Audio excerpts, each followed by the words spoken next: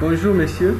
Bonjour. Ok, je me présente, moi c'est Nkenga Mugula Laurent, de la part de la société Hyundai Motor Corée du Sud et aussi l'Ankif, deux sociétaires qui souhaitent investir en RDC dans le cadre de l'industrialisation du pays.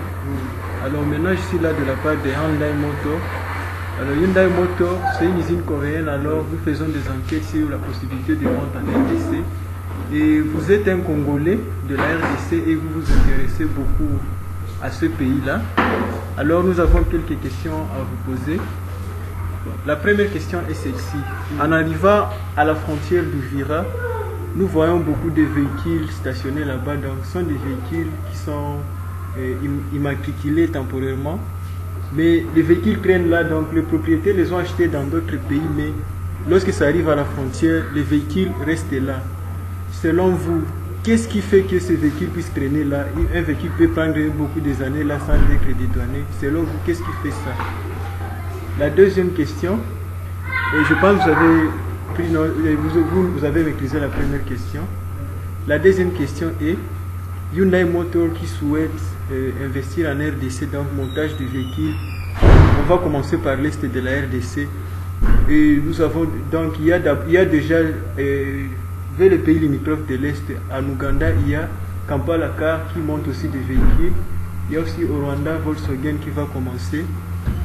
Selon vous, croyez-vous que si nous investissons à l'Est de la RDC, les Congolais vont préférer acheter ce qui est monté en RDC ou bien ils vont préférer toujours continuer à acheter chez Kampala Car ou bien importer des véhicules du Japon comme ça se fait toujours? Et après avoir répondu à ces deux questions, nous allons poser encore des questions pour finir. Ok. Vous avez la parole. Moi, je pense que ce qui fait traîner des véhicules là-bas, c'est le frais de dédouanement.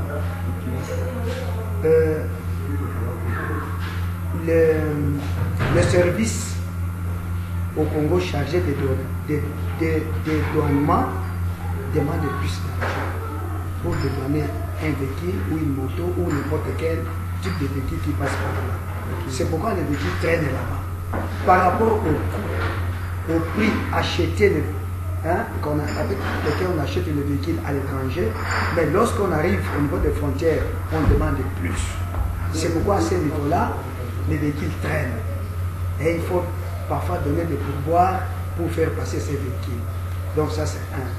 Mais deuxième question, si réellement on montait une usine de véhicules chez nous, au Congo, surtout à l'est ici, je pense que les problèmes de transport ne se poseraient plus beaucoup.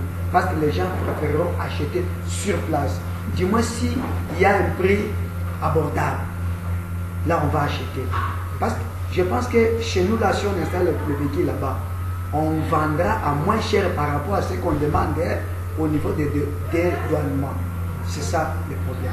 Et nous souhaitons, moi je souhaite particulièrement qu'il faut qu'une usine de ce genre, de communication de ces véhicules, de montage de ces véhicules soient installés chez nous. C'est déjà un pas vers le développement. Ok, merci beaucoup. Maintenant, il nous reste deux questions. La première question, c'est concernant, pour ceux qui sont, je ne sais pas si vous êtes économiste ou bien vous avez une idée économiste, il y a ce qu'on appelle capacité d'achat de la population. Vous avez vécu dans un pays étranger. Comme ici vous êtes interviewé au Burundi, donc vous avez une idée sur les Burundais, peut-être que les Rwandais aussi, ou bien les Ougandais, les Tanzaniens. Croyez-vous que les Congolais ont une capacité, je ne sais pas si on dit une capacité d'achat? Est-ce qu'ils pourront acheter vraiment les Congolais? Est-ce qu'ils ont vraiment cette capacité d'acheter? Bon, ne vous en faites pas, chez nous au Congo, on ne peut pas réellement évaluer la possibilité de chaque citoyen d'avoir un salaire ou la possibilité d'avoir de l'argent pour acheter le véhicule. Mais vous savez, chez nous, on ne peut pas officiellement établir ça. Mais les gens sont capables d'acheter. Parce que les gens sont en train de faire des business par-ci par-là. Il y a des gens qui ont des sous dans leur maison, qui échappent à la banque. Alors, les Congolais ont réellement la possibilité d'acheter. Ils ont la possibilité d'acheter. Mais qui va acheter? Ce sont les commerçants. Ce sont les gens qui pillent les autres là. Mais celui qui travaille, un fonctionnaire de l'État, est incapable.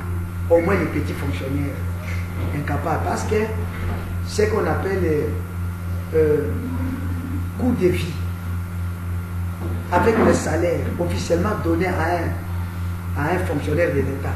En tout cas, c'est lui, les fonctionnaires de l'État, les petits fonctionnaires ne seront pas en mesure d'acheter. Mais les commerçants et les businessmen sont capables d'acheter. Ok, merci beaucoup. Je pense que Hyundai Motor pourra trouver une solution à cette préoccupation. Bon, la dernière question est, comme je suis celui qui vous interviewe, bon, alors on peut poser la question sur moi, donc si vous avez à dire sur moi, donc croyez-vous que celui qui vous interviewe, moi je suis Laurent, vous le savez très bien, croyez-vous à ma capacité de gérer les activités de Hyundai Motor à partir de 2025 en RDC? Ne vous en faites pas, aujourd'hui vous êtes jeune, mais demain vous serez adulte. Et la gestion ne demande pas d'être enfant, être petit ou être grand. Il y a des petits actuellement qui s'aventurent à gérer. Effectivement, quand vous voyez ça, vous dites oui. En tout cas, vous avez la capacité.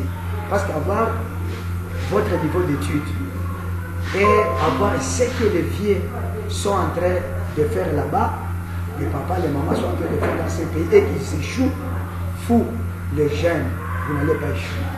Je suis sûr, en 2025, au moins il y a 6 ans qui vous attendent devant, mais je suis sûr que vous serez en mesure de diriger.